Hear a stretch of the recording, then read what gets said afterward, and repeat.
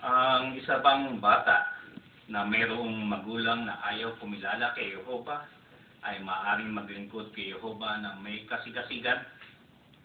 Sinong Bible character ang nagpakita ng ganitong sigasin ng pagsamba? Tama, si Haring Hezekias at si Haring Hoseas. At anong aral ang matututunan natin mula sa kanila? Sa ikalawang hari, Kabanata 21, talatang 20 at 21, pansinin yung family background nitong batang si Hoseas. Patuloy na ginawa ni Haring Amon, ama ni Hoseas, ang masama sa paningin ni Jehovah.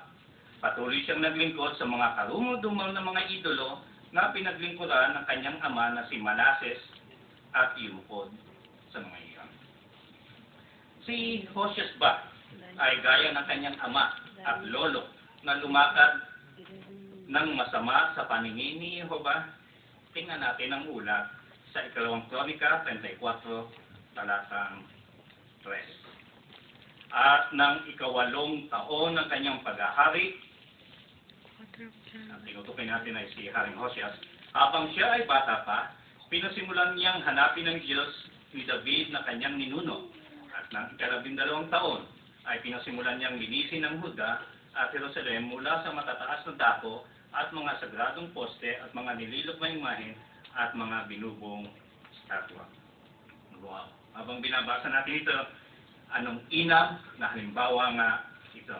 Kagaya ito ng karanasan ng isang kabataang babae, naaalala niya pa na yung kanyang ina ay nagsasagawa ng ritual ng mga pagsamba sa napakaraming imahen.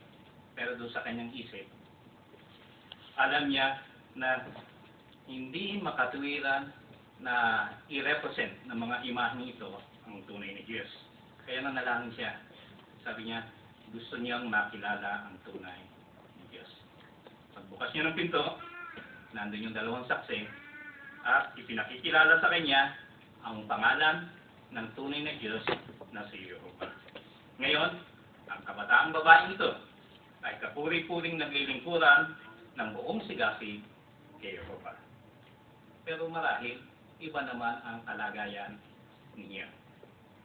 Baka pinalaki ka na mayroong magulang na saksi. Pero ano kaya ang gagawin mo kung makulang ang iyong mga magulang at matiwalag? Ang kabataang si David na mayroong tiwalag na ama ay nagsabi ng ganito, hindi ako makapaniwala. Lagi akong tumitingin sa kanya bilang aking mabuting halimbawa. Ang labis kong ikinatakot ay wala na magnanais na makisama sa pamilya ng isang taong tiwala. Kagaya ng ama ni David, ang ama ni Hezekias na si Ahaz ay nagpakita rin ng masamang halimbawa. Sa ikalawang Kronika, Kabanatang 28, ipinilid ni Ahaz sa mga pintuan sa templo ni Jehovah at inihandog pa nga ni Ahaz ang kanyang mga anak bilang haing sinusunod sa isang paganong Diyos. Gayunman, si Hezekias ay kakaiba sa kanyang ama. Agad niyang isinauli ang tunay na pagsamba at kung babasahin natin ang ulat ng ikalawang hari 18, 3-5, tayo ay mapapatibay. Inyo na ba ang nakita? Ikalawang hari 18, 3-5, at si Hezekias ay patuloy na gumawa ng tama sa paningin ni Jehovah. Siya ang nag-alis ng mataas na dako at nagputol-putol ng mga sagradong haligi at pumutol sa sagradong poste at nagdurog-durog ng tansong sa piyangting idolo. Nagtiwala siya kay Jehovah na Diyos ng Israel. Kaya paano kung natiwala ang iyong magulang? Magiging masigasig ka pa rin kaya na paglingkuran si Jehovah gaya ni Hezekias? Paano muli nakayanan ni Hezekias ang mahirap na kalagayang ito? Tama, nagtiwala kay Jehovah. Ipinakita ni Hezekias ang kanyang sigasig sa pamamagitan ng pagkukumpuni at pagbubukas ng templo. Nakatutuwa naman na ang ganitong espiritu ay makikita rin sa maraming kabataan na nakikibahagi sa gawaing paglilinis at pagtataguyo ng Kingdom Hall at mga Assembly Hall. Kung mamasdan natin ang mga kabataang ito, talagang nakapagpapatibay ang kanilang sigasig at kagalakan. Kamusta naman si Hosias? Paano niya ipinakita ang kanyang sigasig? Pansinin na sinaayos niya ang pagdiriwang ng Pasko. Kung natuto tayo sa araw na ito ng pagsasaayos, tinitiyak din natin na nakahanda tayong mabuti para makadalo at makinayabang sa mga asembleya at mga memoryal.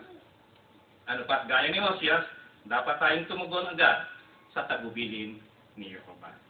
Sa katapos-tapusan mga kapatid at sa mga kabataang narito, kung isa sa puso natin ang aral na matututunan mula kay Haring Hezekias at Haring Hosias, tiyak na walang sino man ang maaaring makahadlang sa atin na paglingkuran si Yehova ng buong sigasig.